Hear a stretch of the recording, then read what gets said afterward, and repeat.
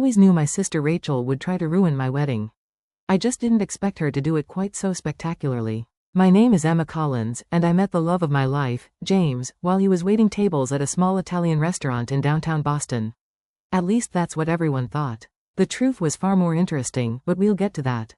He's a waiter? Rachel had sneered while I told my family about him. Really, Emma? With your education and background, you could do so much better. That was Rachel, always measuring everything by status and money. She'd married a hedge fund manager right out of college and never let anyone forget it. The fact that I, her Yale-educated younger sister, would settle for someone who served pasta for a living was apparently a personal affront. What she didn't know was that James had a very good reason for working at that restaurant. As the secret heir to the Romano restaurant empire, he believed in learning the business from the ground up. Every aspect of it, from washing dishes to serving customers. But we'd agreed to keep that quiet until after the wedding. Let them judge, he'd said, his dark eyes twinkling. It's more fun that way. The morning of our wedding dawned bright and clear. The small church we'd chosen was perfect. Intimate, elegant, nothing like the extravagant affair Rachel had thrown for her own wedding 3 years ago.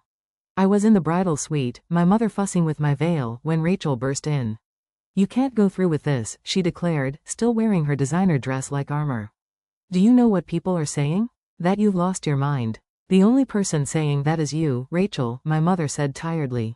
She'd grown weary of Rachel's drama over the past few months. Mom, she's throwing her life away. He probably just wants her money. I couldn't help but laugh at that. My modest teacher's salary compared to James's hidden billions was almost comical. But Rachel took my laughter as defiance. Fine, she snapped. Ruin your life. But don't come crying to me when you're living in some cramped apartment above a restaurant. As she only knew about the penthouse James and I had already picked out, or the private island where we'd be spending our honeymoon. But I held my tongue, remembering our agreement. The truth would come out soon enough. The ceremony began beautifully. James stood at the altar, looking handsome in his tailored suit, which Rachel had probably assumed was rented. Our closest friends and family filled the pews, though notably fewer on my side since Rachel had convinced several relatives it wasn't worth attending. Then came the moment that would be talked about for years to come. If anyone knows any reason why these two should not be joined in marriage, speak now or forever, hold your peace. Rachel stood up. This is ridiculous, she shouted, her voice echoing through the church. Emma, you're making a huge mistake. You're better than this. You're marrying a waiter, for God's sake. How pathetic can you be? The church fell silent. James squeezed my hand gently, and I saw the corner of his mouth twitch. Should we tell her? He whispered. I shook my head slightly, not yet. Rachel wasn't finished. She stormed toward the altar, her expensive heels clicking against the stone floor. Everyone here knows this is a joke. Emma, you were supposed to be the smart one, the successful one. And now look at you, throwing it all away on some server. Rachel, our father, warned from the front pew, but she ignored him. When this all falls apart, don't expect any sympathy from me. You've made your bed, probably a very cheap one, now lie in it. With that final shot, she turned and stormed out of the church, leaving stunned silence in her wake. The minister cleared his throat awkwardly. Shall we continue? I looked up at James, saw the love and amusement dancing in his eyes. Yes, I said firmly, let's continue. The rest of the ceremony was perfect, made even better by Rachel's absence. As we exchanged rings, I couldn't help but think about what was coming. The reception would be at one of James's family's most exclusive restaurants, one that had been mysteriously closed to the public for the day.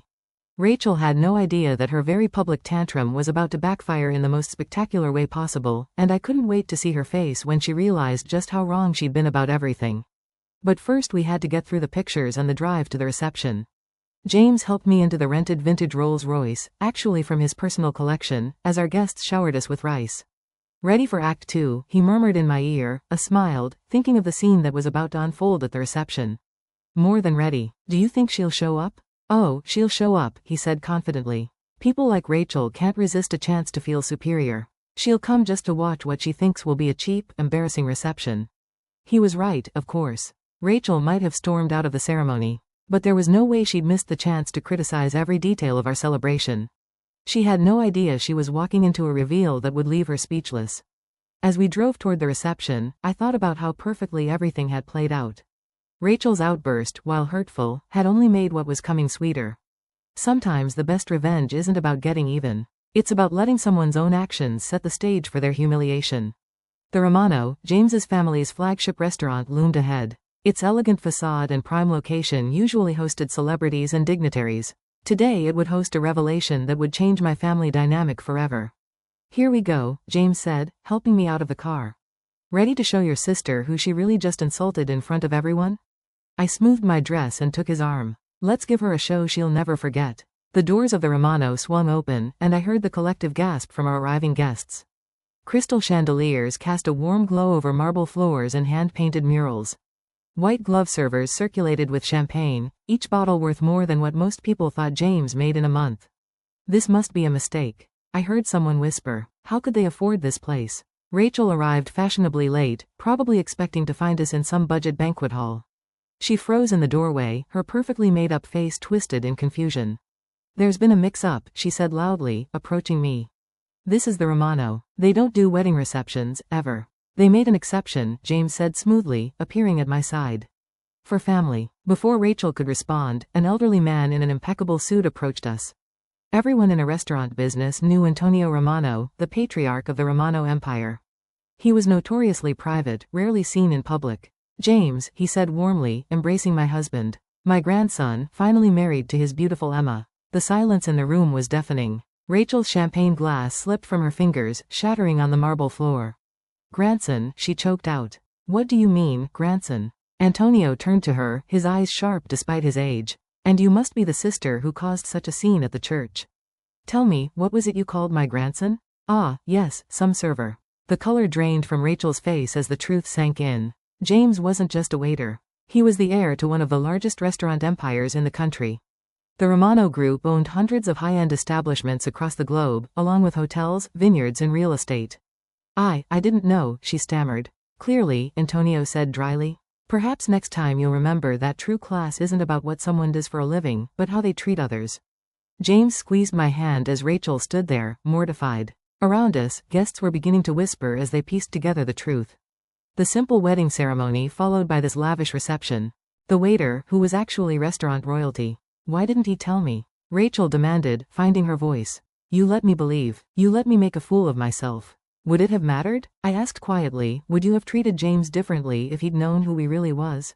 Because that's exactly why we didn't tell anyone. We wanted to know who our true friends were. But I'm your sister. Yes, I said, which makes your behavior even worse. You couldn't even be happy for me unless you approved of my choice's social status. Antonio cleared his throat. If you'd like to leave, no one would blame you. You've already provided enough entertainment for one day. Rachel's face flushed deep red. She looked around the room, seeing the judgment in everyone's eyes. The same people who had witnessed her outburst at the church were now watching her humiliation. I should go, she muttered. Stay, James said, unexpectedly. Everyone turned to look at him. Stay, enjoy the reception. Consider it a chance to start over, to see people for who they are, not what they own or what they do for a living. I looked at my husband with pride. Even after Rachel's awful behavior, he was showing more class than she ever had. She hesitated, then slowly nodded. I'd like that. And I owe you both an apology. Yes, you do, Antonio agreed. But perhaps that can wait until after the first dance? I believe my grandson and his bride have waited long enough to celebrate properly. As James led me to the dance floor, I caught glimpses of Rachel's face. She stood alone, watching a squirrel beneath the chandeliers, probably calculating how many times she'd have to apologize before she could start bragging about her connection to the Romano family. She'll never change completely, James murmured, reading my thoughts as always. No, I agreed, but maybe she'll think twice before judging someone based on her job again. The reception continued like a fairy tale. Course after exquisite course of Romano specialties, wine from the family's private reserve, and stories from James's time working his way up through every position in the restaurant. He insisted on starting at the bottom. Antonio told her captivated guests. Said he needed to understand every aspect of the business. Most trust fund kids want to start in a corporate office. Not my James. I watched Rachel's face as she realized just how wrong she'd been.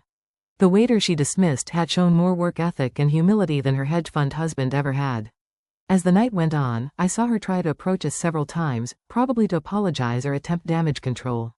But there was always someone else wanting to talk to us, to share a story or offer congratulations. Her social punishment would last a bit longer. After all, she had spent months making me feel small. A few hours of humility wouldn't kill her. Besides, we had other things to focus on. Like the honeymoon villa waiting for us on the Romano family's private island. But that was another surprise for another day. For now, I was content to dance with my husband, surrounded by people who loved us for who we were, not what we owned. And if my sister learned something from all this, well, that was just icing on our very expensive wedding cake. A year passed and life settled into a new rhythm. James and I moved into our penthouse overlooking Boston Harbor, and I continued teaching while he took on more responsibilities within the Romano Group. We kept things low-key just as we always had, but Rachel struggled with our newfound dynamic.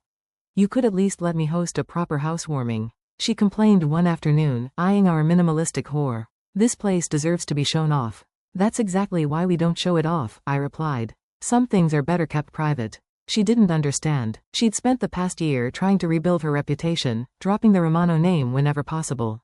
Her social media was suddenly full of posts about my sister and her husband's amazing restaurants and family dinner at the Romano. James found it amusing. "At least she's promoting the business," he'd say, with a shrug. But everything changed when Rachel's perfect world started crumbling. Her hedge fund husband, Michael, got caught in a scandal. Insider trading, fraud, the works. Suddenly, the wealth she'd lorded over everyone was gone. Frozen by federal investigators, she showed up at our door late one night, mascara streaking down her face. "They're taking everything she solved. The house, the cars. Michael's facing jail time. I don't know what to do." I led her to the living room where James was working on his laptop. He looked up, concerned crossing his face. "I need help," Rachel admitted. The words clearly costing her pride. I don't know how to start over." James and I exchanged glances. This was the moment. Would we help the sister who tried to ruin our wedding, who'd only accepted us after learning about our wealth? "There's an apartment," James said, finally. "Above one of our smaller restaurants in Cambridge. It's nothing fancy, but it's a start." Rachel's eyes widened. "You do that? After how I treated you?" "On one condition," I added, "you work in the restaurant, learn the business from the ground up, just like James did." "You mean, wait tables?" She looked horrified. "Among other things," James said, "washed dishes, bus tables, learned to cook. Understand what it means to earn your way." Rachel was quiet for a long time, probably wrestling with her pride. Finally, she nodded. "Okay, I'll do it. But will you help me? Show me how." That was the moment I knew my sister might actually change. The next few months were transformative. Rachel moved into the small apartment, traded her designer clothes for sensible shoes and work uniforms. She cried the first time she had to clean a bathroom, broke 3 plates her first night serving, and burned herself twice learning to cook. But she didn't quit. I watched her transform from someone who looked down on service workers to someone who defended them. She started leaving bigger tips at other restaurants, calling out rude customers, appreciating the complexity of work she wants to nest. 6 months into her new life, I visited her at work.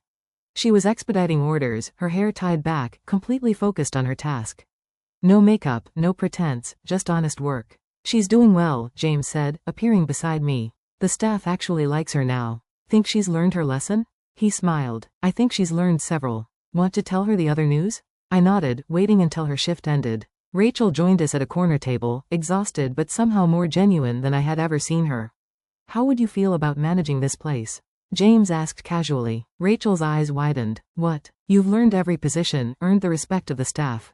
The current manager is moving to our new location in Chicago. The job's yours if you want it." "But why? After everything?" "Because you proved us wrong," I said softly. "We thought you couldn't change, that you'd always be the person who cared more about status than substance, but look at you now." Tears filled her eyes. "I was awful. To both of you. I let money and status blind me to what really matters." "And now," James prompted. "Now I know that what matters is who people are, not what they own or what they do for a living." She wiped her eyes. "I'm actually proud to be a server now. Proud of who I've learned, what I can do." Later that night, as James and I walked home, he squeezed my hand. "Your sister finally found her way." "Our way," I corrected. "The hard way, the honest way." "Think she's ready for the family reunion next month? When everyone finds out she's managing one of our restaurants." I laughed, imagining Rachel proudly wearing her Romano restaurant uniform to the fancy gathering. "I think she's finally ready to be herself, no matter what anyone thinks." And that was the greatest victory of all. Not the wedding reveal, not the humbling aftermath, but watching my sister discover who she really was beneath all the designer labels and social climbing. Sometimes the best revenge isn't about getting even. It's about helping someone grow into a better person. Rachel's transformation from judgmental socialite to hardworking restaurant manager was proof that people can change if given the right opportunity and motivation. As for James and me, we continue living simply, working hard, and remembering that true wealth isn't about what you have. It's about who you are and how you treat others. That's a lesson worth more than all the Romano billions combined.